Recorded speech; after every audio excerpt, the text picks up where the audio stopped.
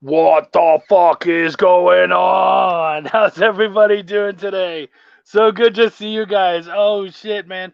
We have a fun show tonight. As we usually do, but this one you can already feel it. I can already feel. I mean, anybody who has a book called Shit Show, it's gonna be fucking fun. Like right away, right down our show's alley at the very least. So let's make this shit public. All right. Get it, audience. Okay, cool. There we are. So now I should start seeing stuff. So if you guys are there in the chat, let us know. Share this around. It's me and I didn't even ask him how to pronounce his name. I think it's Barnhart. But myself and Adam Barnhart, we're gonna have a blast tonight. We're gonna be talking about obviously his book Shit Show. We're gonna be talking about his sweet ass day job. We're gonna be talking about an awful lot of stuff. So it's gonna be great. Oh, I was just told I did say it right. Badoom. What up, homie? Good to see you. Home slice, home fry is one of my favorites actually. But now I'm doing a lot of low carb stuff, so I'm not eating home fries. So I don't know. I don't know what the fuck to call it.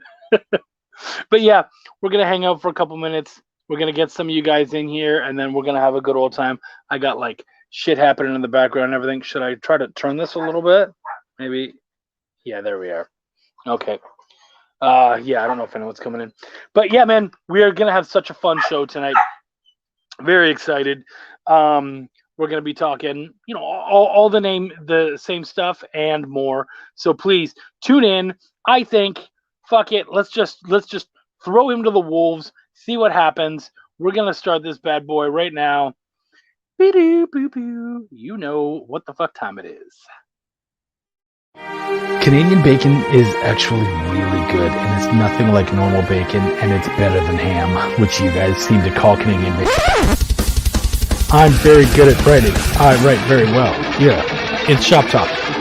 Do some of your audience members like the word fuck? Cool. Then I'm going to keep saying fuck. Because I care. What's going on, buddy? That was the best intro I have seen today. Yes. At least in the past hour, I'll say that. Dude, that you know what? I'll take any compliment I can get. What's so Canadian bacon's not ham? Did I hear that right?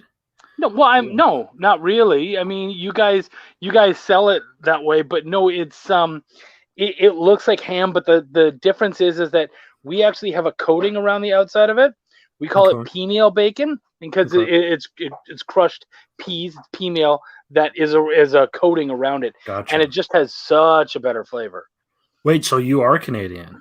Yeah. Oh, so we could totally spend this and just talk about Letterkenny the rest of the night. Oh, you a Letterkenny fan? Pitter I patter, am a big Letterkenny. Oh, dude, okay. Pitter patter. Oh shit. Yeah, no, you know what? It's funny. I hadn't seen the show, and like a lot of people have gotten into like shows like Trailer Park Boys and all that kind of stuff, and I just never got into it. It felt like, I don't know. It felt like it was leaning too far into one side that I just wasn't interested in, and so many people kept saying, "Oh, it's a lot like Trailer Park Boys," and so I'm just kind of like, no. And then I checked it out, and I was like, no, this is like intelligently written, really fucking smart. And what was funny is like my mom would say things all the time, like when we were kids, she'd say, "Pitter patter, let's get at her," and I didn't know where the fuck that was from. And then all of a sudden I see a bunch of other people doing that, and I was like, oh, that's Canadian. That's our thing. Like and they're from small town Ontario, which is where I'm from. So it was really fucking funny, and so much like the hockey shit. Yeah. So true. Oh yeah. I can't necessarily say like stuff like Ferda and shit like that. I haven't really heard anyone say that. But the hockey shit is so true. Right. That's amazing.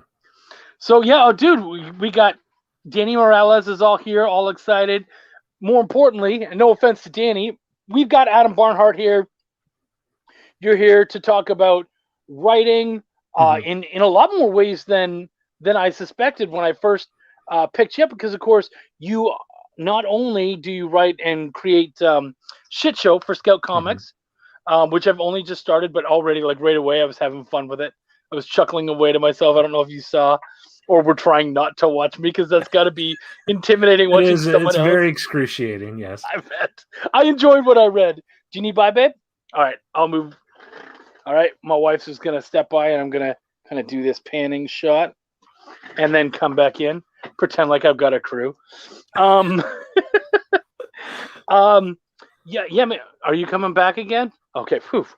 Yeah, so but not only do you do that, but you also write for comicbook.com. I do. And you said that's your day job. It is. It is my day job, my full-time job. I work nights, so it is my night job. But yeah, it's my full-time gig, man. Writing about comics, writing about movies, writing about television. I am our Mountain Dew beat writer. I'm not sure if you guys have seen on social media. I write a substantial way too much about Mountain Dew, way more than anyone should, and fast food and snacks and all that stuff. But the thing is, I mean, for every food thing I post, you know how internet commenters are, man. It's like, what's this have to do with comic books and stuff? I'm like, you guys eat, shut your mouth. You guys eat and drink this. You guys go down to the comic store every Wednesday, and on the way back, you're picking up a soda or something. Or worse yet, you're eating chips and you're getting all the cheese dust all over your brand new comics. So, you know what? I don't want to hear it, man. And how the hell else are you supposed to get fucking sponsors if right? How am I supposed to turn into an influencer if I don't sell out? Exactly. For fuck's sake, let me sell out. Come on. I mean, yeah, it's a day job, which is your night job, as you said, but you wouldn't need that so much if you were able to get the Mountain Dew money. So, what do you have a favorite flavor of Mountain Dew? It's a dangerous road to go down, friendo. Speedway stores, Speedway convenience stores, or Speedway gas stations have Mountain Dew Spark, which is a raspberry lemonade Spark, or a raspberry lemonade Mountain Dew, and it's phenomenal. Okay. Spark's good. Baja Blast is up there as well. I know Danny has mentioned Baja Blast all over Facebook, man. Saoirse, as a joke to everyone that would poke and prod about me writing about food, I started doing the definitive history of Baja Blast, just kind of working on it. I was putting some fillers out there, and it snowballed way quicker than I anticipated. I put a filler out to like some entry-level marketing employee, like with the intern. And by the end of 2-3 weeks later, I had spoken with the chief marketer at PepsiCo. I talked to one of the scientists that formulated Baja Blast, and I sat down for 45 minutes with the CEO of Yum Foods, which oversees Taco Bell, KFC, and Pizza Hut, I think. Yeah. And he is the creator of Baja Blast. He is credited as the creator of Baja Blast. So my little joke submission turned into literally the definitive history of Baja Blast. So that's search history of Baja Blast, and you'll see that and that. I'm not sure when Pulitzer nominations come out, but I probably will be disappointed, if Adam Barnhart's Baja Blast does not get a Pulitzer nomination. But. See? He's already freaking about the fucking Baja Blast. Danny, read that. It's literature. I'm not going to lie. It is a piece of fine American literature. I need to figure out how to submit it to the Library of Congress for, cultural... What do you talk it? Milestones or something? I could point you in some directions, but I don't know that I'm gonna. I don't blame you. The bad thing is so we had this joke. We because up north we don't really drink a lot of Mountain Dew. It's just Mountain Dew, Dr. Pepper. Those are two things that we just don't touch a lot. And so Mountain Dew is actually what we call titty sweat. Titty sweat. Yeah, Mountain Dew. Wait, you call titty sweat Mountain Dew, or you call Mountain Dew titty sweat? No, we call titty sweat Mountain Dew. Okay. That makes sense. Yeah. But so I don't usually fuck with it, but there are some good flavors. My wife is a huge Code Red fan. I've had that. It's pretty good. That's so funny. We're like almost 10 minutes in. We've talked way less about you. Who cares about comics, man? This is the Dew podcast. Code Red, man. Code Red Zero Sugar's coming out. Tell your wife Zero Sugar's coming out. And we all know the sugar-free stuff is straight water. So You have just ruined Mountain Dew for me forever, and you're welcome. we're only getting started too. Just wait, we're Oh yeah, about to yeah. ruin a whole hell of a lot There's more. yeah. There's gonna be if there's any other foods that you like, let us know. We will fuck them up so much. Do you have a record for how many cans of Baja Blast you drank in a day? No, I don't drink too much. I've been limiting myself as of recently. 2 cans a day, and I'm pushing it, man. 2 cans a day is a party. I strictly, it's too much. I'm getting old, man. My knees are starting to hurt. My neck's starting to hurt. I'm starting to have aches and pains. My body's starting to make noises. So yeah, I don't drink too much actually. The worst, well, actually, I would say the best time I ever had with Mountain Dew. My wife thought I was gonna kill myself. I started. It was like my birthday weekend or whatever, and I was just gonna fucking party. And so we were drinking. And do you remember when they came out with the Mountain Dew energy drink? Yeah, a couple. Oh, what was that one called? Not Jolt, but Vault was it? Vault or Volt? Something like that, yeah. Something? So I did that. No, Mountain Dew Fuel is what it was called. Okay. Oh, Gamer Fuel or whatever. Yeah, Fuel. Yeah. So I did Mountain Dew Fuel, whiskey. I was drinking that, and then we also ended up doing mushrooms. And that night was just like I was fucking flying because I don't even touch energy drinks at all. Mm-hmm. And my wife thought that my heart was going to explode because I was just fucking flying all over the house from one place to the next. They just announced. I also had a Red Bull. Oh, that's right. I did have a Red Bull as well. Too. And we're not talking shiitake mushrooms here, fellas. No, we're not talking shiitake. They just did announce a new. I mean, everyone knows Four Loko, right? But the company behind Sam Adams is making an alcoholic Mountain Dew now. So there's going to be wow. So I mean, time for you to make a new book. I mean, an alcoholic Mountain Dew. The guy a sick twist of fate. One of the guys I did speak with for the thing. I mean, we have exchanged text back and forth. Is now CEO of Sam Adams or Boston Beer Company, whatever it's called. Yeah, he's one of the guys that helped make Baja Blast. So now he's making alcoholic Mountain Dew. That sounds like a horrible time, man. Did he contact you? Like, hey, I've got something that you need to write about. We may or may not have arranged, a live stream sampling or something. We'll see. We'll see if I could get it to fruition. Once you start bringing alcohol into the mix, the lines start getting murky with what you can and can't do in front of other people. So no, absolutely. All those muscle problems might mean your body needs more Baja Blast. I'm pretty sure it's the opposite. That's hilarious. And Brian also said, I'd sit down with hot green tea, crackers, and some hummus. That's where we need to be. We're just not there yet. Yeah. We're not ready. We'll get there. We'll get there. Let me, cut down on the Mountain Dew, cut down on the snacks. I'll get there eventually. So 13 minutes in, and this is the question I ask everybody right away, but I would have asked it 12 minutes ago. Right. Adam, what is your origin story as both a comic fan and as a comic writer? Origin story is pretty simple. As a reader, my dad collected comics and cards and beer cans and stuff like that. So I've kind of been comics adjacent most of my life, all of my life.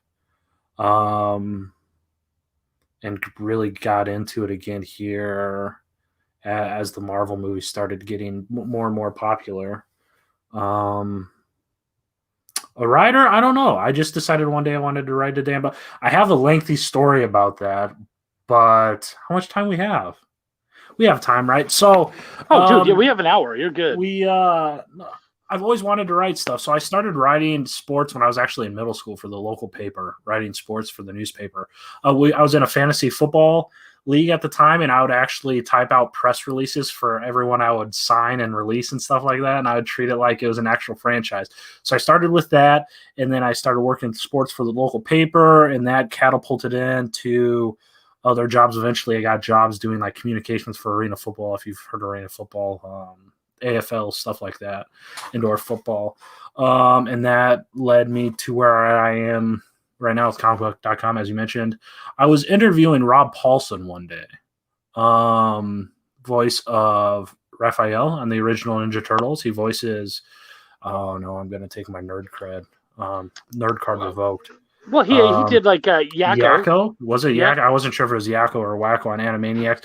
All sorts of Carl Weezer on Jimmy Neutron. He did all sorts of shit. But just so many voices. Right. I mean, that's his life. He voice acts, and then he got throat cancer or some cancer in the throat or something. And we were talking on all this stuff, and for whatever reason, he got me super motivated that once. I'm like, man, I've always wanted to do creative writing, because growing up, I would always get like RPG games or something like that, where you could create your own team or create your own hero or create your own player or create your own world or stuff like that. I played WoW growing up. So I loved like the world building and stuff. I'm talking to Rob. I'm like, man, I got to go write this. So I had the idea brewing and stuff, and I was binge watching Shameless. And as we talked about off screen, I was binge watching Shameless. I'm like, man, if Frank Gallagher had superpowers, that'd be the funniest shit ever. It'd just be so incredible. It'd turn Frank Gallagher into like Superman, and it'd just be an impeccable television show. So I talked to Rob, and as soon as we got done, I wrote the outline for what would become. I started out calling it the Magnificent McCoys, and then it just clicked. I introduced the circus component to it, and then I'm like, man, now that we're actually having shows during this, perfect. Let's call it Shit Show. And Scout agreed to do it, man. I can't believe they didn't make me rename the book. So that's kind of my whirlwind origin story. Mr. Rob Paulson indirectly inspired me to get off my butt and actually write for this. And I did. I mean, I wrote the outline, and yeah. It doesn't get much better than that, man. So did you go like straight to Scout and say, hey, you're my number one, this is what I've got, or did you throw it around to several? Two. Scout and one I knew I had no shot of getting in. Oh, yeah. I mean, we're talking, the third or fourth. Dark Horse is who it was. I'll just say it was Dark Horse. I know some people there, but they didn't go for it. Scout, I was loving the Electric Black. I was reading Electric Black at the time. And Shit Show has nothing to do with Electric Black. But the titles they were putting out, I think they had solicited Grit at the moment too, and Grit was looking very, very sexy. So I submitted, and thankfully they bit, because otherwise I wasn't sure what I was going to do, but they did. Normal pitch, right? Just the normal pitch through the submissions page, through the submissions email, and that's how we got on. Is that so? Did you have like the ash can done, and that's how you submitted it? Like, we had the first 6 pages done. I had mostly everything written. I think I had all 3 issues of Volume 1 written, and kind of an outline of where I wanted to go. And then we had the first 6 pages completely drawn, colored, and lettered as the kind of the standard. Usually it's 5-6 pages they want anyways. So that's all we got done. And we just kind of sat around because we didn't know what to expect. We didn't want to keep going necessarily, because I hadn't planned on kickstarting it or something like that, because this was my first ever work. I'd previously done a separate book, but I didn't know what to want. I don't know why I didn't kickstart it or something. And we had no intentions of kickstarting this. I don't know why. So I'm not sure I can answer why. It just didn't feel right or something. So as soon as they said, give us the go ahead, man, we got off, and then we went on a tear, man. And then COVID hit, and it got delayed for 8 months or whatever, like every other comic under the sun. Right. So yeah, I mean, it's so funny because for the bigger companies, COVID grinded everything to a halt. Mm-hmm.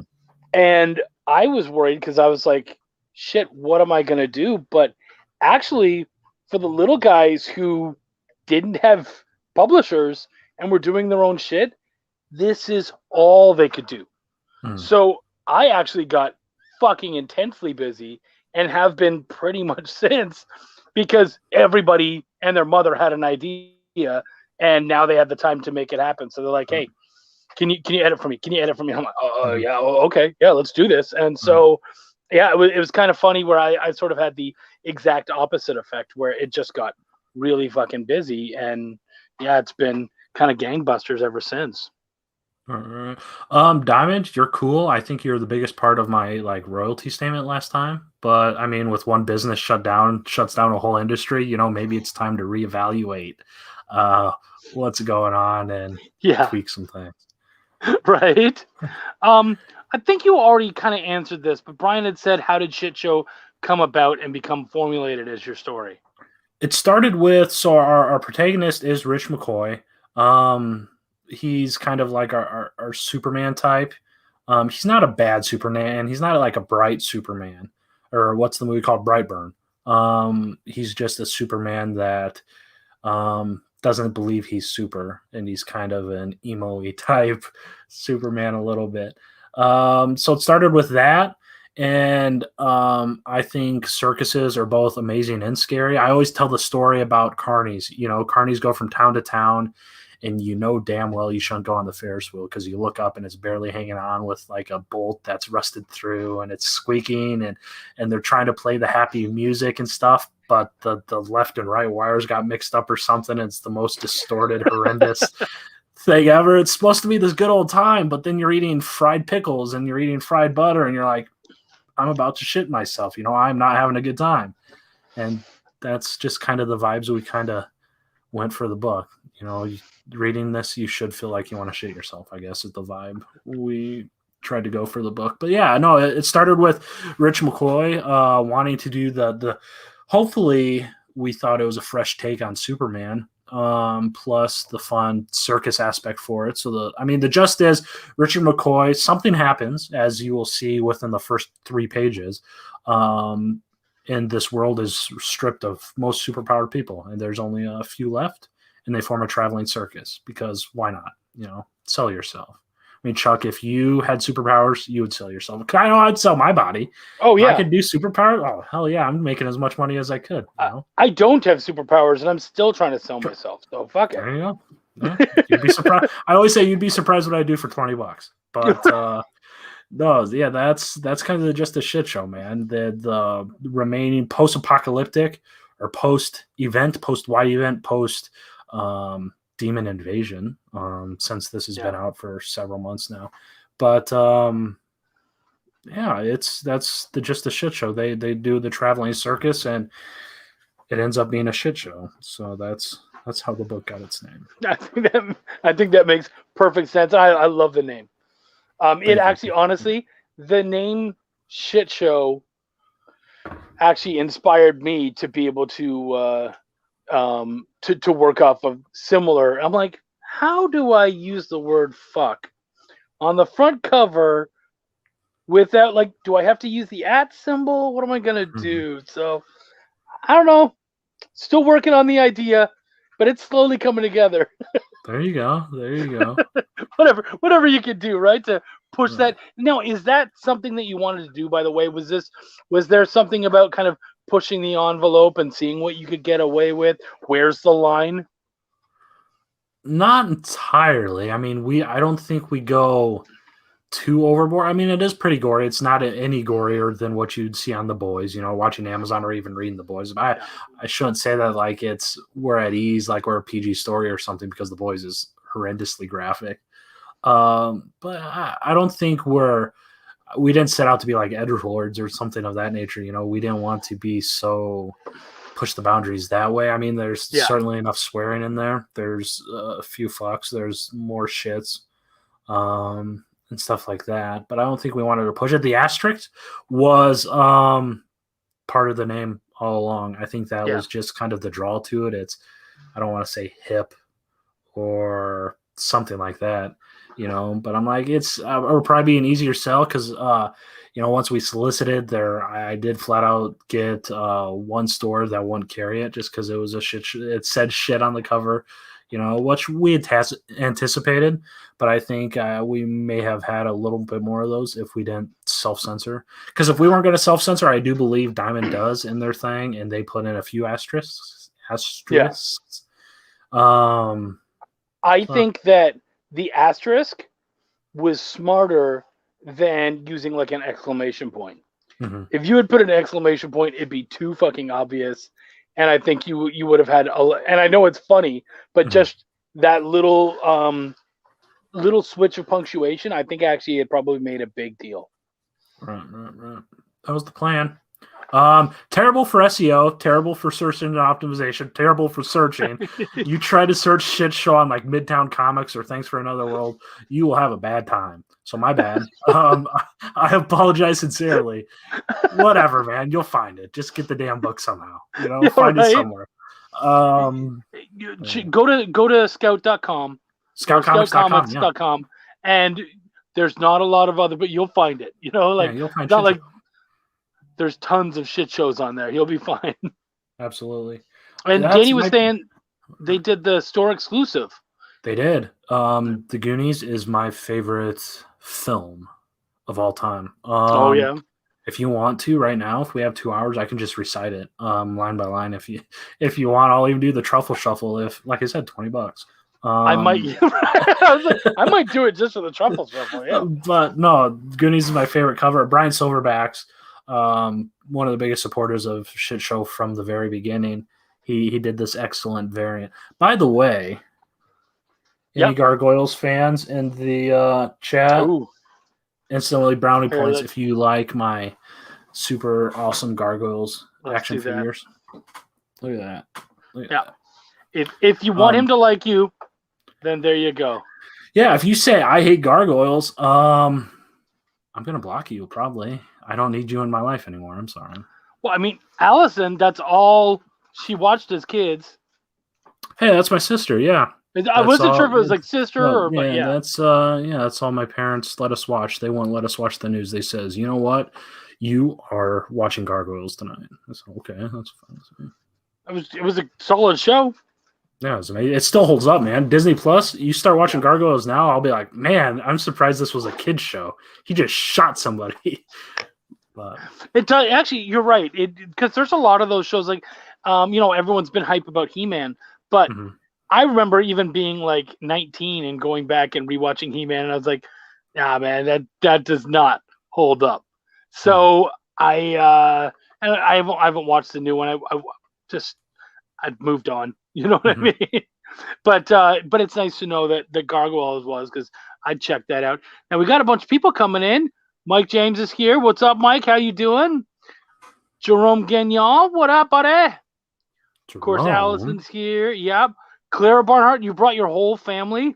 That's my mom. Now I have to watch what I'm saying. Pitter patter. She knows what's up. She can't say that. She hates Letterkenny, so she don't let her really? Say that. Get that comment off the screen. She hates Letterkenny. She can't fake it now. Oh, now that we're on live stream, she can't fake it now. Oh, Mom. Oh, no. You brought it out. Too late. She says, this show's so stupid. Now she's acting like she's Letterkenny fan number one. That's bullshit. You know which moment on that show, by the way, solidified me? Like, I knew no matter how shitty it got, I was going to watch it all the way to the end. When they did the alliteration opening. Yes. They just have this A, and they go through as much A, B, C, and they went all the way through, and that's so fucking well written. I was just like, oh, damn, this is smart writing, like really fucking smart writing. And so I was just like, yeah, you got me. The chirping, those are some of the best burns I've ever heard in my life. Such a huge Shoresy fan. Yes. Supposedly they're making a Shoresy show. Really? Yeah, that's what I've heard. We'll see. That's the kind of leading petition is Jared Kiso.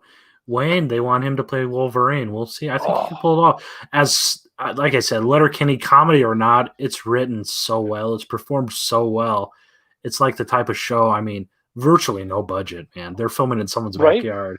Yeah, virtually no budget. It's just so incredibly crafted. Ed Norton, out of everyone, that's one of his favorite television shows of all time. And Ed Norton's like the king of cinema, or you think of the word film or cinema, and you think of Ed Norton or like a Jared Leto type or someone like that. But Ed Norton likes Letterkenny, man. So you're right. It's really intelligently written. There's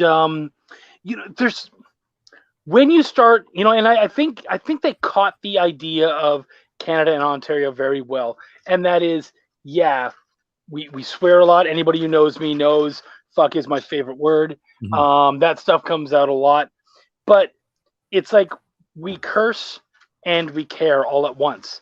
And you see that with them, even like, yeah, he's a fighter and all that kind of crap, but he actually does give a shit. They all do. And there's this way of kind of crafting the stories and whatnot where they have hearts. So that's kind of something cool. Oh my gosh, look at it. Stoney Williams is in the house. Look at this motherfucker. Speaking of sexy, I mean, Stoney's the sexiest of us all. So Dude, what's he talking about? Best beard in the business. Best bar none. beard in the biz. As That's a bearded man. Best beard in the business, bar none. That's a T-shirt too. Here we go. It's a T-shirt. Take it, Stoney. It's all yours. You can even say, quoted Chuck Pino. Go ahead. It's all yours, homie. Mike James, same thing. Letterkenny. Yeah, absolutely. We could do several shows just on that.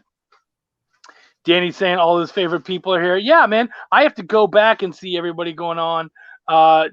Too much. Yeah, okay. So we're back to Mom. Please note, Danny's watching on both YouTube and Facebook, apparently. So cool. We need fan in here. Yeah, we need all of the views we can get. So perfect. Everybody go to both. It'll look like I actually. We need to get renewed for season 2. Come on, guys. Let's go.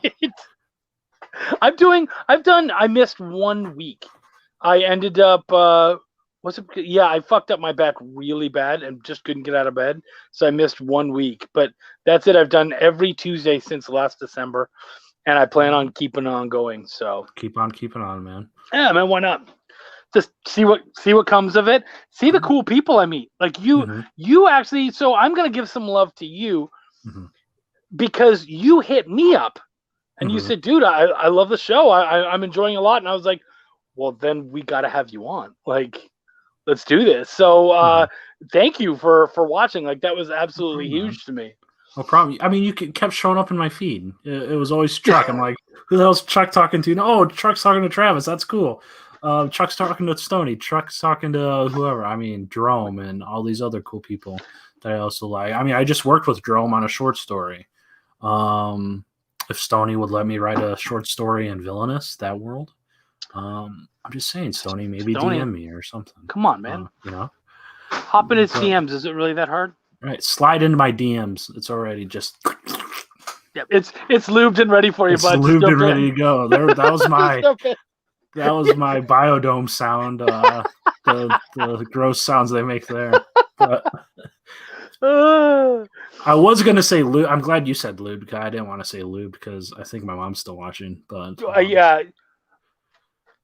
Mrs. Barnhart, I'm the issue. I'm making things worse I'm making things tough for your son. I'm a bad influence, and I apologize. Yes. He's a good boy.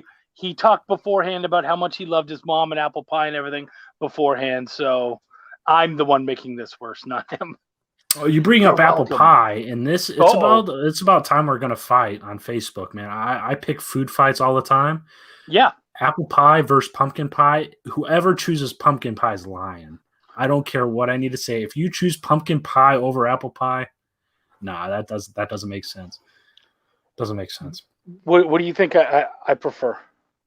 You probably prefer pumpkin with a shit ton of whipped cream, don't you?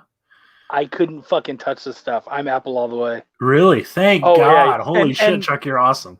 And I love apple pie so much that even when, say, someone brings it to you cold, at least throw it in the microwave, heat that motherfucker up. Hot apple pie is the way to go. I want it so hot that when I throw on that one dollop of ice cream, it just melts. Yeah, it turns straight to milk. Yeah. Milky apple pie. No, I mean, come on. Pumpkin pie. Every time I see pumpkin pie, there's more whipped cream than pumpkin pie. So what's that tell you about the consistency of the pie? That means it's a shitty pie. That's all it is. It's a shitty pie, and you need stuff to cover it up.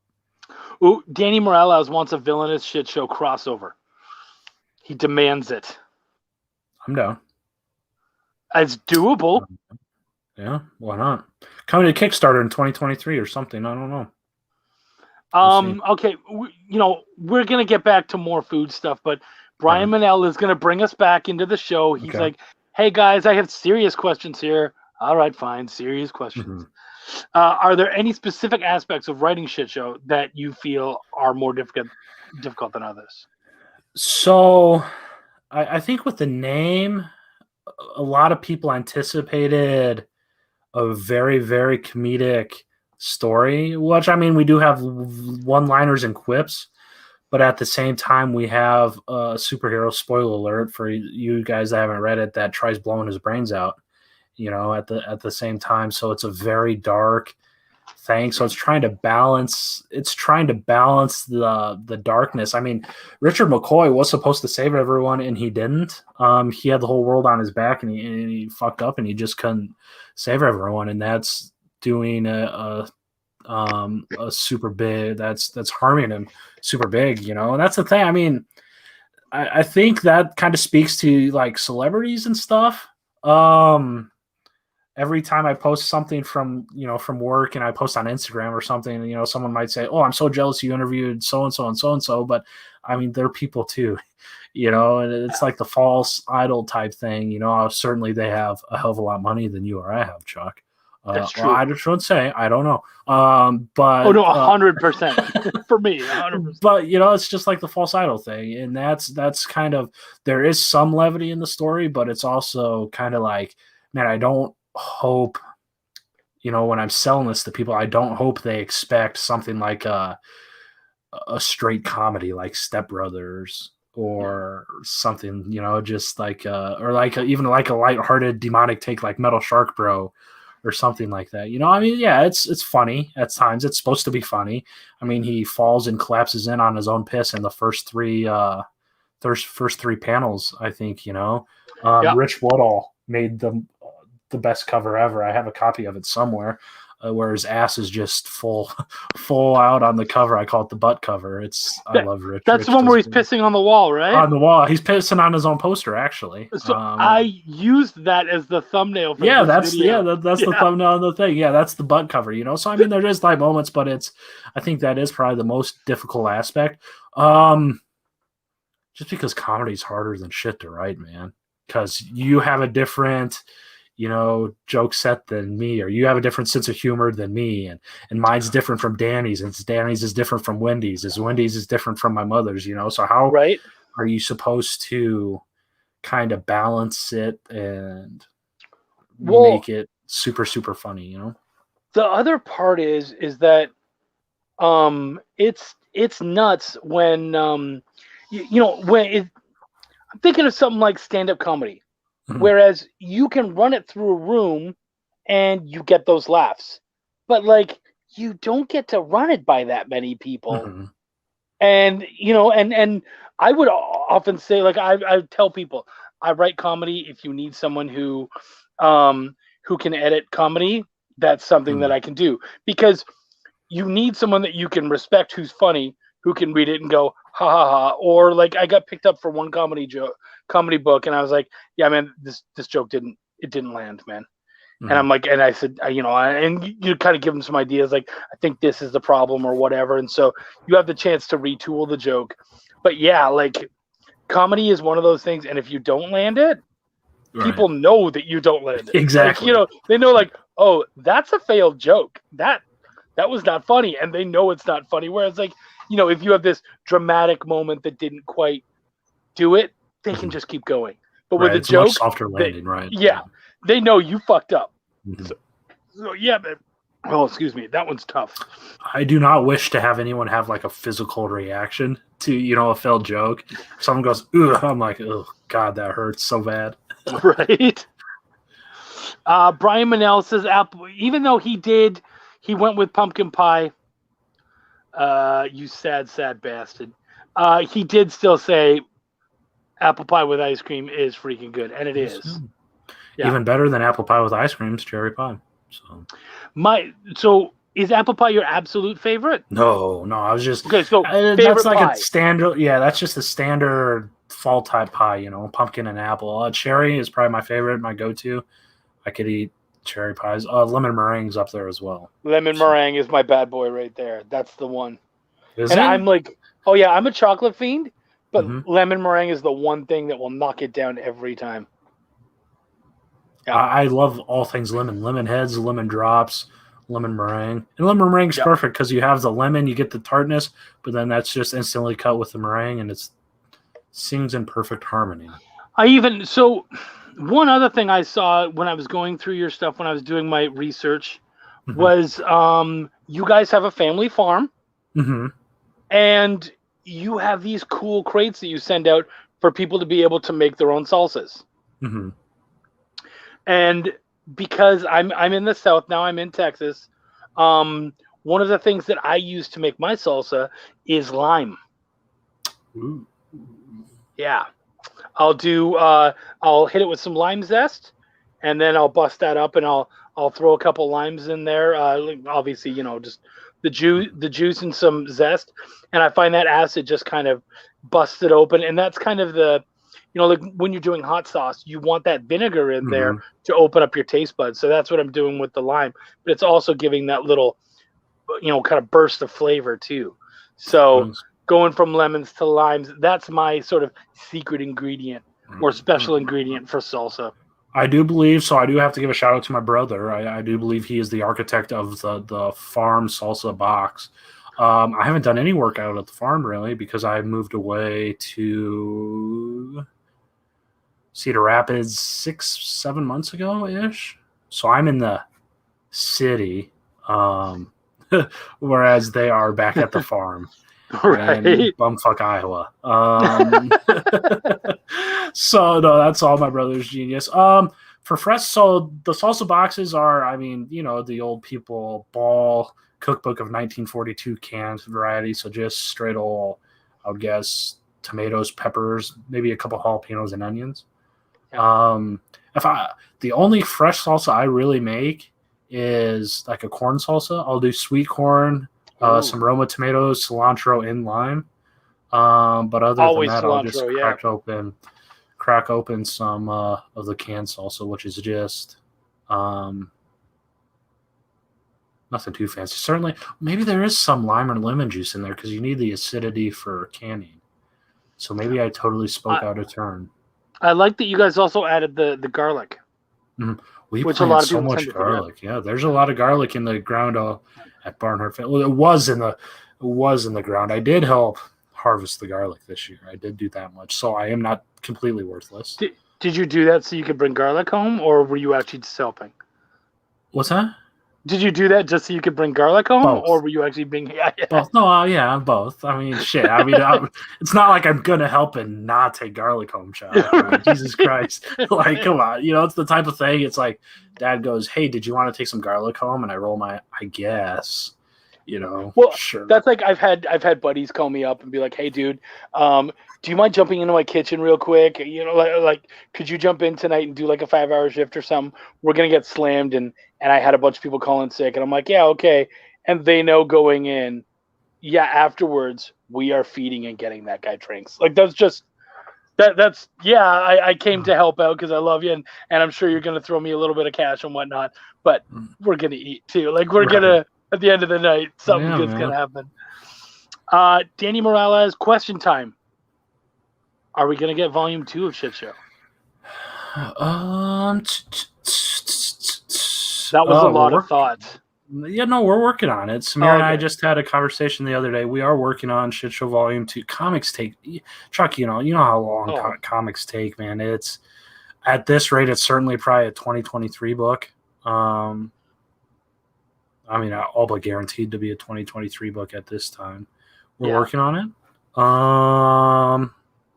Come on, load. No one has ever seen this page, but All right, so I have to for make Chuck's, what's your show called? Chuck's Talk. Bacon Talk. Chuck Talk. I don't know if you can see that. Focus. I can see that. Okay. Focus. We're back at the circus. There's Encore. There's Morph. He's a bear. There's Ash, our superhero named Smoke. He has the flames, lit up on fire. So there's that. And I'll show you another one. Oh no, maybe I can't. I can. And so it is called Shit Show Lost Sun, and Sun is spelled S-U-N because, as you can see here in this flashback panel, come on, focus, damn it. I wish I could probably just share my screen or something. But as you can see here, this is the old Egyptian god Osiris. And then standing behind him is Ra and Seth. And Ra is our villain for this. Wow. Who's the god of the sun. And there's a cool, because Ra's not necessarily bad. So there's kind of a cool way that we made him bad. And he's kind of the villain. So Lost Sun, there's several different meanings to Lost Sun. Maybe we lose one of the McCoy boys or something like that. But here's, hopefully someone picks this up as a variant cover. Wow, that's gorgeous. The legendary Juan Angel. Who did that? Izzy? Tim?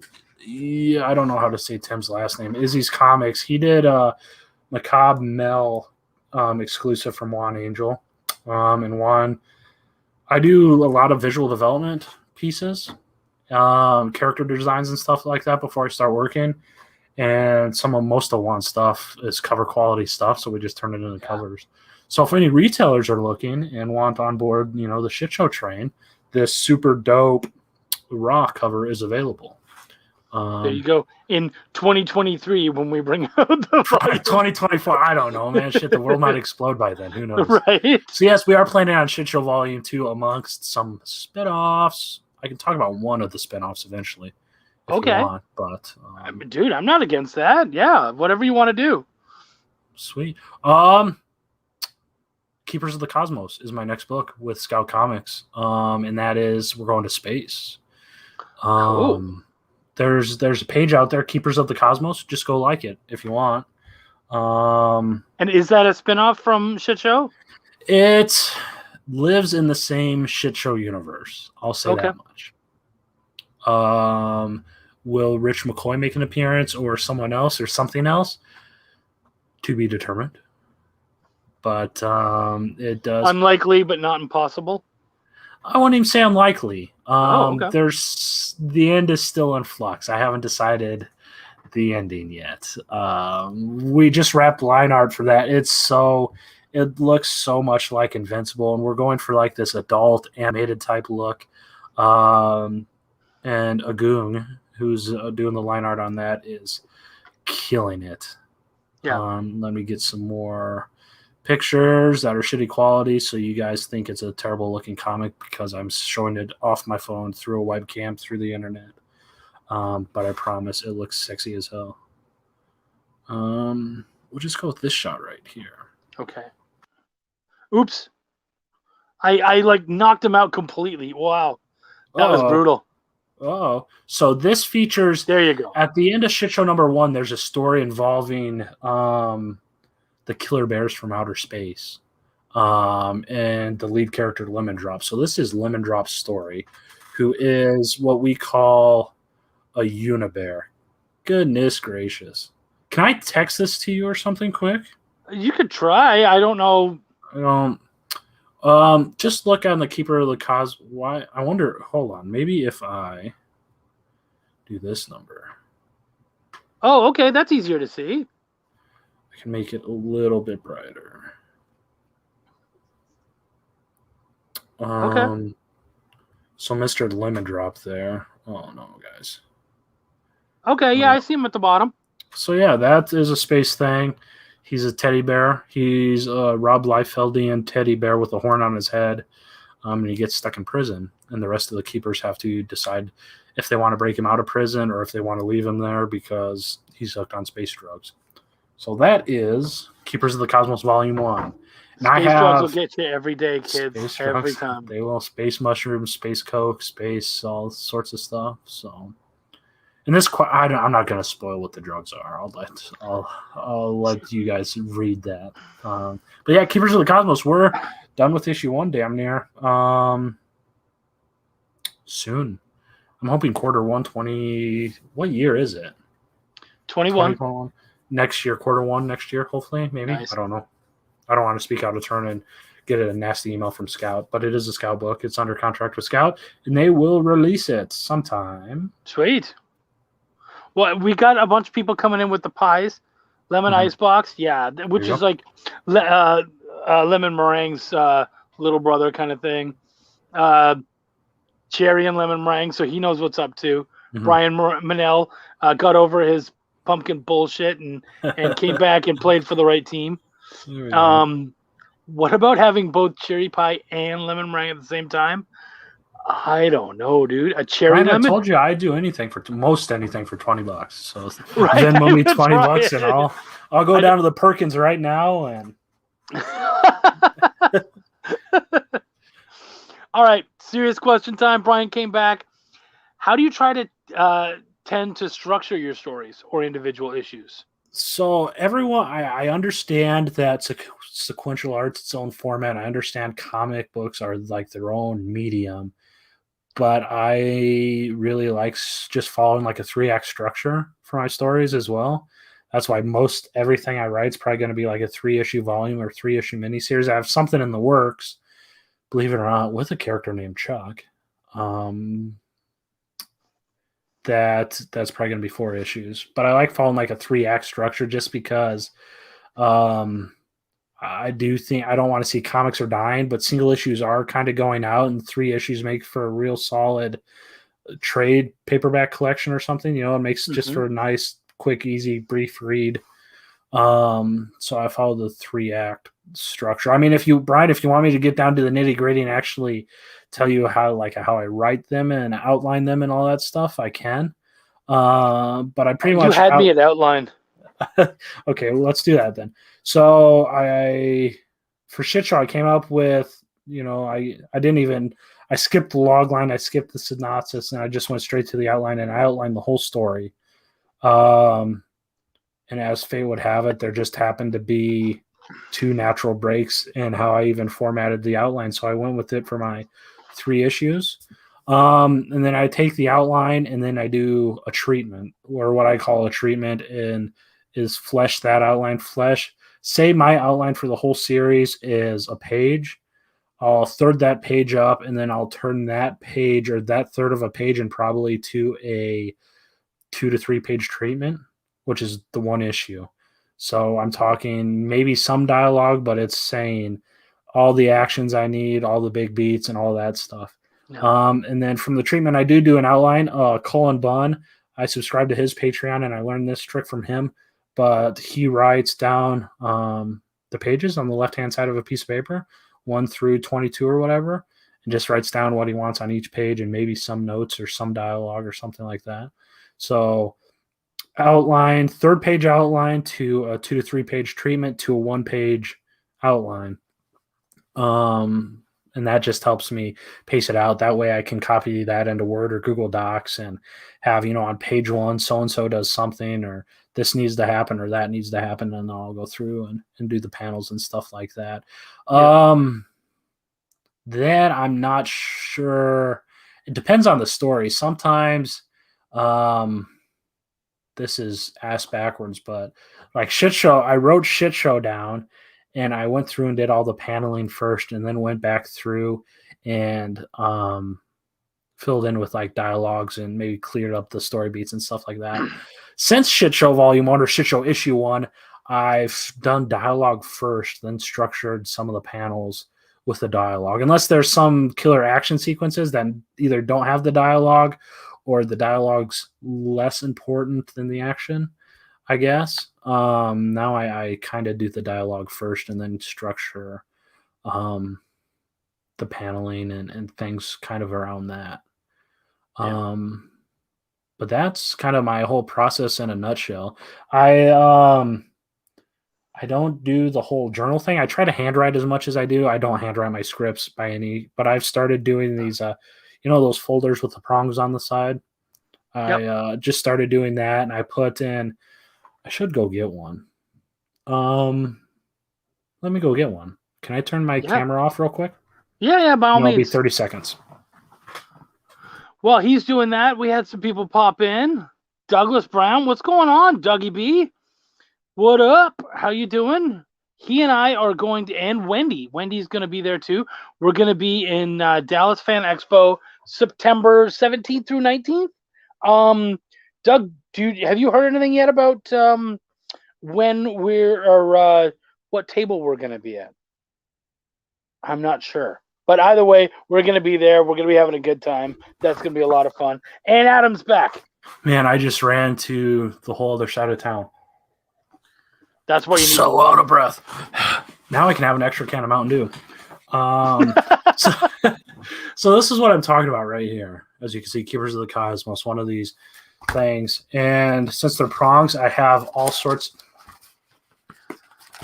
You know what I believe? Okay, so we called them when we were young, and I don't know if this is the actual technical term or whatever, but we called them duotangs. Never heard that in my life. Yeah, maybe it's a Canadian thing. Maybe it's the actual company. I have no fucking clue.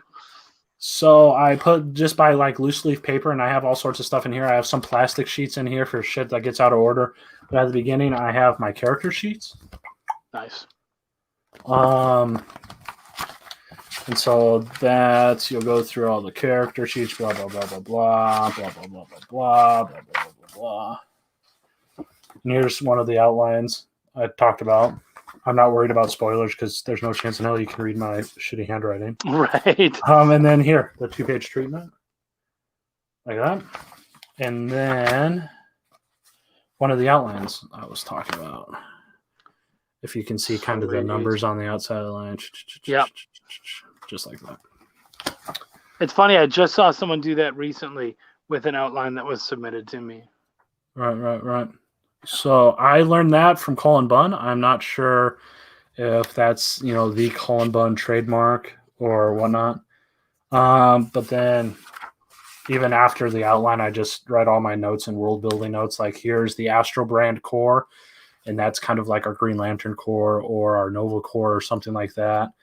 And it's world building people will never see, probably, but it's there. Wendy loves the idea, by the way, of the notes on the side. So the pages on the side, the page numbers. Yeah.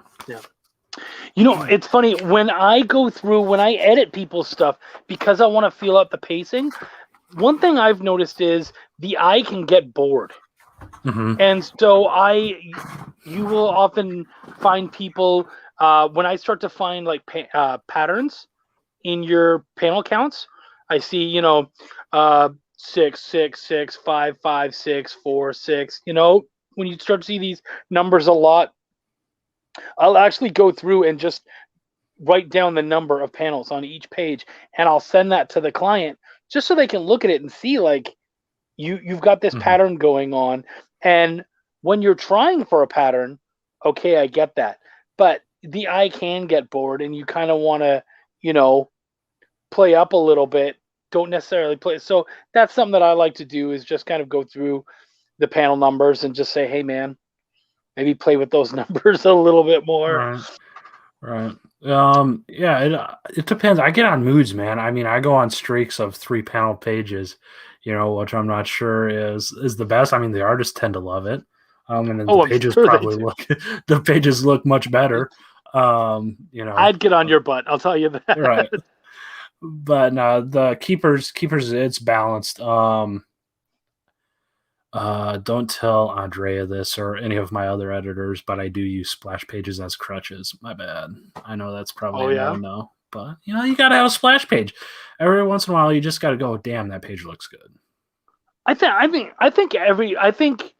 you kind of want to build towards a splash page, like that's sort of like a climax moment. You know what I mean? Something really to just show off, let the artist show off and have some fun. And really, just burst. So I think you need to be careful because I saw one where literally the first 3 pages were splash pages, and I was like, no, you're not doing that shit. That's ridiculous. Yeah, just be creative. Like shit show. We did the 2 pages 2 and 3 are splash, but we have inlaid panels or inlays or whatever you want to call it. Oh, the insets. It helps break it up a lot and kind of cheats around the splash page. I think I do end every single one of my issues on with a splash, though. I actually work really hard not to. Just Really? just to say that I don't. Right. Man, I'm guilty though. I love the flip way too much. So I build that whole issue over to, the ellipses at the penultimate panel or whatever. I live for that. Oh, I mean, yeah, if you read, like, especially Belial 2, if you're reading that one, I'm all about those turn pages. Mhm. Every odd page is a punch, and you've got, like, I want you to feel forced to turn that page. Like, I work very hard on my turn pages on that one, so I feel you there. Douglas Brown, he's my partner at conventions. We'll share tables, and he says he's got some news. I have to assume it's huge. So, dude, let us know. We'll announce it here if we can.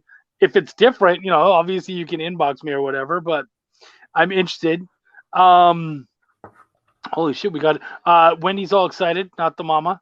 Yes, Baby Sinclair. My that. other childhood love other than gargoyles. It's dinosaurs, which also holds up surprisingly well. That, by the way, if you can see, you know what? I'm not sure if Danny's still watching or if it's past Danny's bedtime. But that is Baja Blast? That is Baja Blast room spray. So you can have the whole room smell like Baja Blast. This right here is Peeps Pepsi. Peepsy. The can of Peeps flavored Pepsi. I was so disappointed. It tasted just like Pepsi. It tasted like a vanilla Pepsi or something like that. Okay. Didn't taste like Peeps or anything like that. If they have the Code Red Mountain Dew spray, let me know, because I might just wear that on date night, and I'll definitely get aphrodisiac or what do you get? Pheromones. There you go, Mountain Dew pheromones. Right. Brian Manell, back with the serious. Do you tend to outline your characters after outlining your script? Does your story outline change as you write out your characters more, or would it change throughout other means? I write the whole character profiles before anything. So right here, I have the Shit Show Trade now available in comic shops across the world online through Scout Comics. And I care about characters so much, I do character pages. If you guys have seen like the official handbook of the Marvel Universe or anything, I do that in Word documents and stuff. And at the back of the Shit Show Trade, you can actually see how we designed up these books. That's Balaam, right? Yeah, that's Balaam. Here's Blazar, Crimson Fission. There you go. Legend and Lemon Drop. So I actually make these before what was Brian's question again? Before outlining stuff. I always do these character sheets and come up with their whole history, origin, skill set. I need to know what they can and can't do before I even start thinking kind of about the story. Yeah. Douglas Brown says, I draw my page layouts on the back of script pages so I can make sure there's enough room for text and the pacing. I got to, because I edit his book, and we went to a bar together, and he had it all there, and I was like, damn, you're organized, dude. And we would go through. That was actually a lot of fun. Hey, Douglas, he says, so whenever we have good news, we'll do a shot. So yes, I do have some alcohol right here. So if the news is that good, let me know. And I'll if the news is that good, I will also get a shot. Yeah, go ahead, man. Okay, I'll be back again. Hold on 1 second. I'll go through some questions while you do that. In the writing program I use, it keeps track of how many panels I have per page on the left side that I can always see. Oh, yeah. Is that Superscript? That's awesome. I love that. If I see a bunch of the same amount of panels, they usually split up. Yeah, that's exactly the way to go. Yep, I've got my drink. I'm going to try not to read it before Adam comes back. Wendy loves the cherry vanilla Pepsi. Or no, it was pretty good. I apologize. Sammy, what's up, buddy? Splash pages are very good, but must be done right. Yes, and not too often. I totally agree with you on splash pages. You don't want to do those too often. Comic book poser's here. Yes. Comic book poser. Oh. The comic book poser. Steph Wilson, the shit talker himself, here for Shit Show. I love it. Pepsi, anything is nasty. I'm not a big Pepsi guy myself. I agree. Coke all the way. Diet Coke is supreme. Yeah, I've actually been out of I've been out of pop for a while now. So okay, this is a serious question from Comic Book Poser. Why is Shit Show the best Scout comic I've ever read? That's a good question, and I don't know how to answer that Question. because it's not even the best Scout comic I've read, man.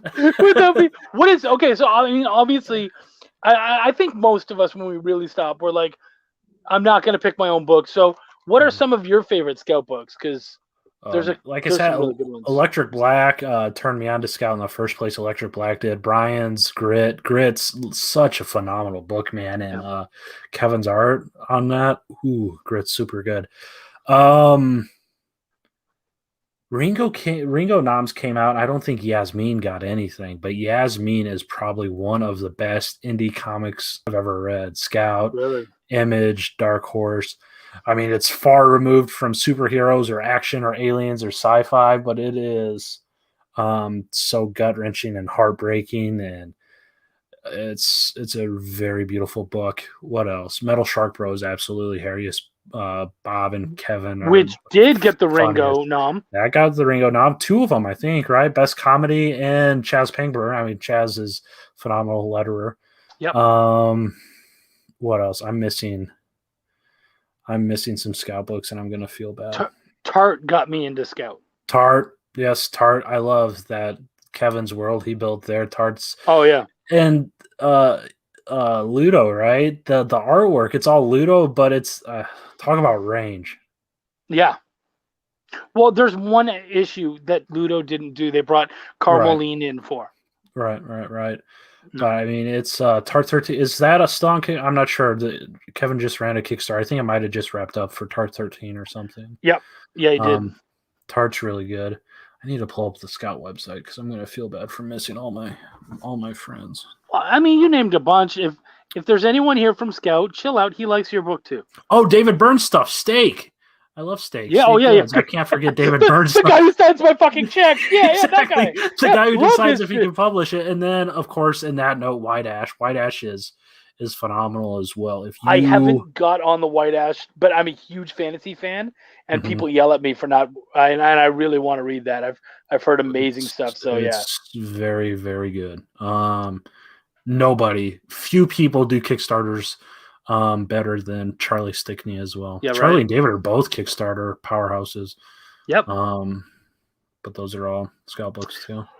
Comic Book Poser, this was answered earlier, but yes, there will be a second Shit Show trade. It's just going to be a little bit, but there is some side stuff happening. There is.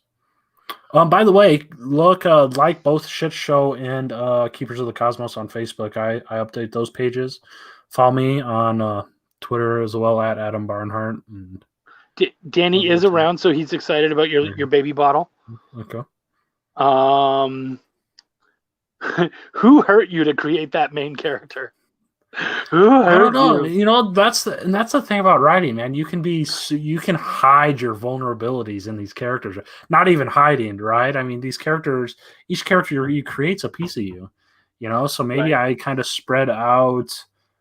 Growing up, I never really had any problems with anxiety. And it's like more of within the past 3-4 years, maybe, right as I started developing Shit Show, it was just anxiety, man. It's like, what the hell's wrong? And I know nothing's wrong, but then my mind's like, something's wrong. Well, what is it? I'm not gonna fucking tell you. You know, it's like, tell me what's wrong, damn it, brain. You know. Well, I mean, like, imposter syndrome is a real thing. I think that a lot of us see it, but you don't normally have imposter syndrome in your kind of everyday life, and then suddenly you kind of get yourself out there into the entertainment world, and you're like, I suck compared to all these people. What's going on? It's you're spending so much time and effort and money on something, and comics take so fucking long, Chuck. You know, everyone knows that comics take so long, and you spend months on 20 pages that someone reads in 5 minutes. Yep. And gives like a 2 on Comic Book Roundup, so you get the red square. You know, it's like, God damn it, you asshole! Like, why the fuck did you do that to me? Do you know how hard I fucking worked on that? You know, but it's, and that's the thing. It's it's art, man. And Danny look at says that. this is more entertaining than the Reno 911 episode I was watching. Nice. That, you know what though? That's what we should be doing. Like as creators and whatnot, we're all entertained in different ways. But really, at the end of the day, that should be what it's about. It's about entertaining and having a good time. And I think that's why I try to do a show like this, where we're going to talk about the serious stuff, but then we're going to, end up flying into talking about pies and salsa and other bullshit. What else do we have? Holy shit! Wow, guys, you are fucking talking. This is great. Okay, yeah. So obviously, Ark. Yeah, well, good. You've been drinking. We're probably gonna have a drink soon. Let me on the stream. Let's talk. If you're 555, then I'm 666. Poser, do you want to come on and do an episode? Hit me up. I would love to have you on for an episode because you've read so many comics and shit. I'll gladly have you on the show. Hit me up, buddy. We'll have you out here one time. Brian says, yeah, it's because we were talking about, he was talking about on the side of his program that he used, he could see the number of panels. And yeah, Superscript. I love using that. That's really great. Diet Coke. Come on, dude. There you go. Are you a Diet Coke guy? I'll drink it. Coke I Zero. drink it when I'm on a diet. That's it. Right. I'm pretty good about doing the diet stuff. I'm not sure if diet's any better for you than regular stuff, but Eat that aspartame over wreck, yeah. right. Well, Wendy says Dr. Pepper, and this is the one time I will agree with Steph Wilson, and that is vomit emojis. Yes, Dr. Pepper is terrible. I can't tell you how many times. The worst is we'll be on like a long road trip, and I'll reach for my drink and I'll grab hers, and I can't spit it out fast enough. Like, and then everyone's flavors are too much for you, or what?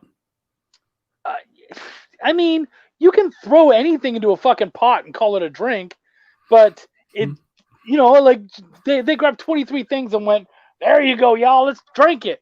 No, like, and then you see, Brian said, I'm a simple ginger ale fan. And I'm like, yes, it's a nice, simple flavor. There's nothing wrong with that kind of stuff. So yeah, absolutely, man. I feel you. Adam, you get more respect for all your scout choices. Yasmin is fucking amazing. And you mentioned Metal Shark Bros. You are now my new favorite. Dude, you picked all the right books. So you forgot the right ones too. Yeah, Wendy likes Tart. Can I small? Yes, yeah.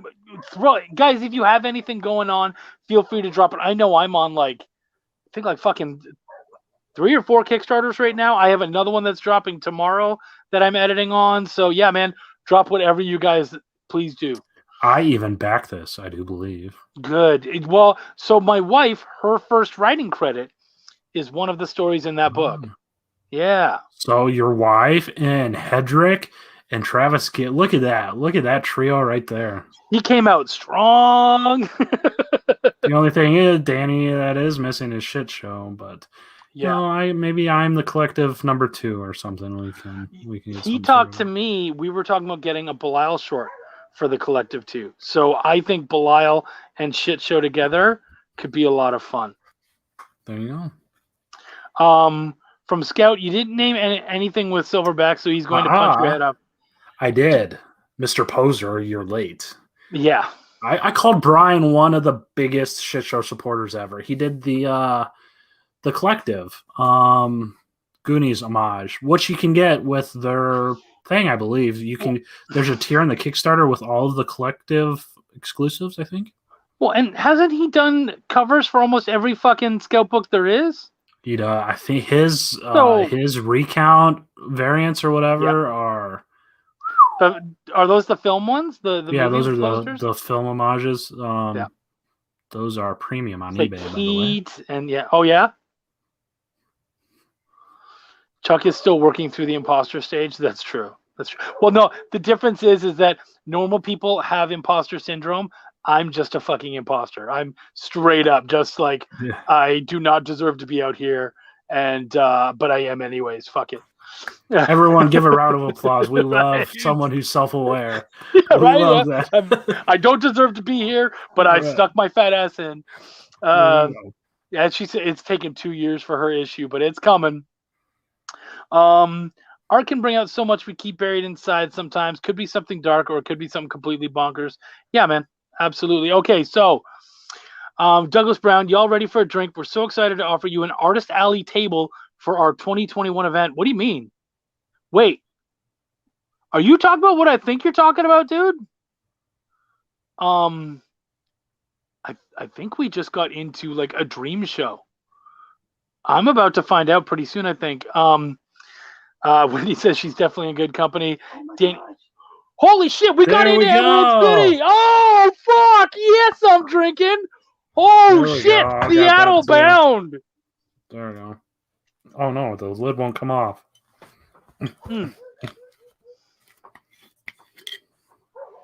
Salute. Cheers. To some Fireball. Here we go. I didn't swallow it. Holy shit. That's awesome. Oh, man, I can't drink like I used to. Let's stop there. No more good news. Someone give us some bad news quick. Yeah.